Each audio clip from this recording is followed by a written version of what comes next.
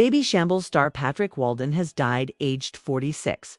The band have announced in a heartbreaking post. In a statement, they said, "It is with deep regret and sadness that we share the news of Patrick Walden's death. We feel very fortunate to have known, loved, and worked with him, and we kindly ask for respect and privacy during these difficult times." Peter, Drew, Nick, Adam. Fans have since offered their condolences, with one writing, "Very sad to hear the news. Biggest love to all." A second penned, "Can't believe this. Absolute genius on the guitar. Babyshambles were at their peak with Pat. But more importantly, a genuine lovely guy. Down in Albion will always be a masterpiece to me." A third typed, "Such a genius. Made so much from his sound," which meant Pete only had to sing live, which was difficult in them days, considering it was also 50/50ths if the shows even happened. "Thanks for the music, Pat. At least we'll always have that, and the greatest of memories. Totally destroyed me this. It's very sad to hear this. He was a brilliant guitarist and was hoping he would be coming back in Babyshambles. Watched some of his videos recently and thought, brilliant, he's back. Rip Pat," another heartbroken fan said. Babyshambles and Pete Doherty shared the post on their official Instagram pages. Patrick, who also played for James Blunt, became obsessed with playing the guitar when he was 13 years old after his father gave him the instrument as well as a book of Eric Clapton's songs. He said in an old interview, "It became my whole focus. My schoolwork fell away.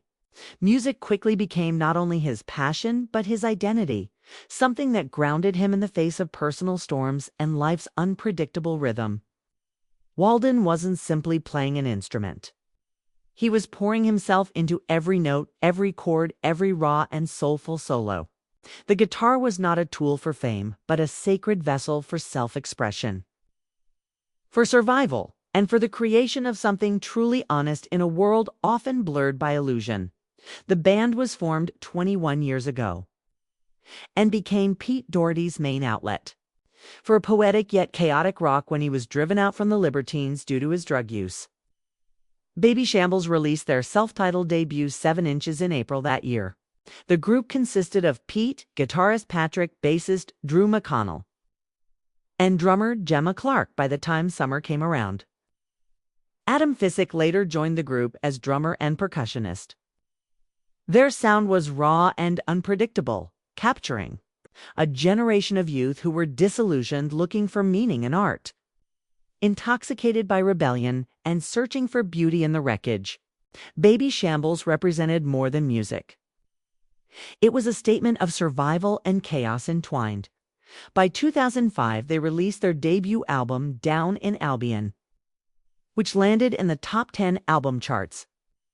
Patrick co-wrote 6 of the 16 tracks on the debut. Album was a driving force behind the band's unique jangling sound that mixed punk energy with poetic introspection. Those early Babyshambles tracks were steeped in London grunge and romantic decay, haunted by addiction and dreamlike melodies.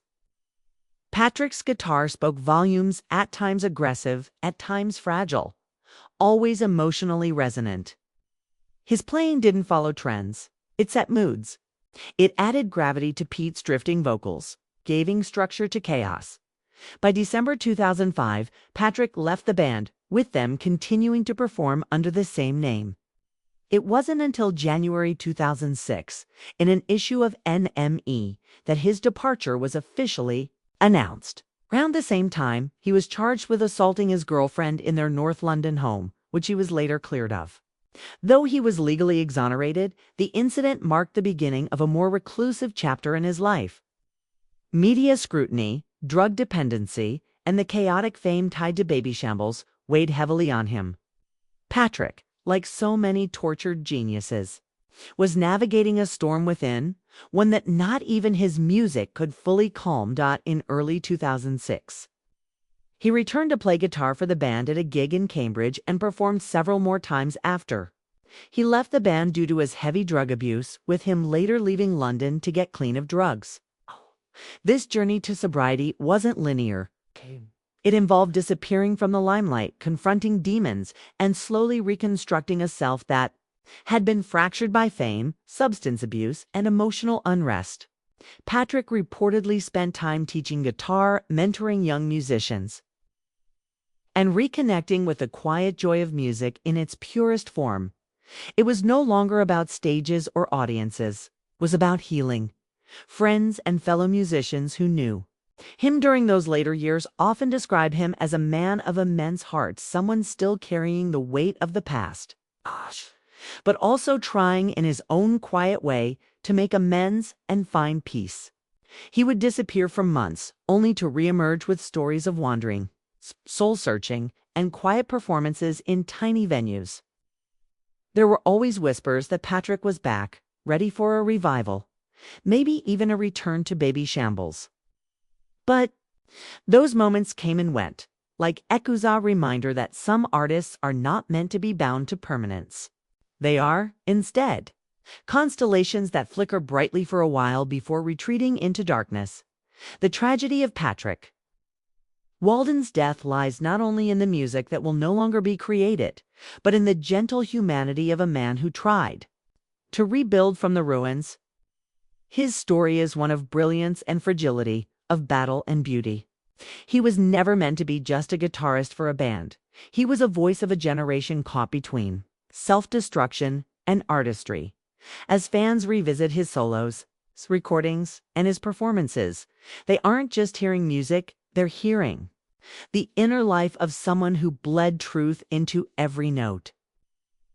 Patrick Walden may be gone, but he leaves behind a legacy that reminds us all that from chaos can emerge harmony, from pain can rise poetry, and from endings can echo something eternal.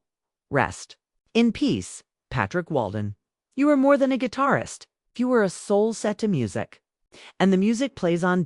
And as time marches forward, the void Patrick leaves behind will not simply be felt in silence, but in the resonance of every inspired chord struck by those who came after him. Young guitarists will pick up their instruments, stumble upon his haunting riffs, and learn the value of emotion over perfection, of story over spectacle. They will learn that what Patrick gave the world was not a blueprint to follow, but a message to interpret freely. In smoky bars, in bedrooms littered with empty coffee cups and records, his name will be spoken with a mixture of sadness and admiration. He will be remembered in the lyrics of poets, the strokes of painters, the dreams of the disenchanted, and in the echoing cry of every soul who ever needed music to make sense of the madness.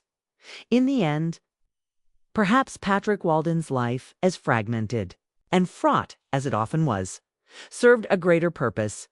It showed the beauty in brokenness, the genius in struggle, and the possibility of finding light even in the darkest corridors. He did not walk a straight path, nor did he claim to have all the answers, but what he did give us was real.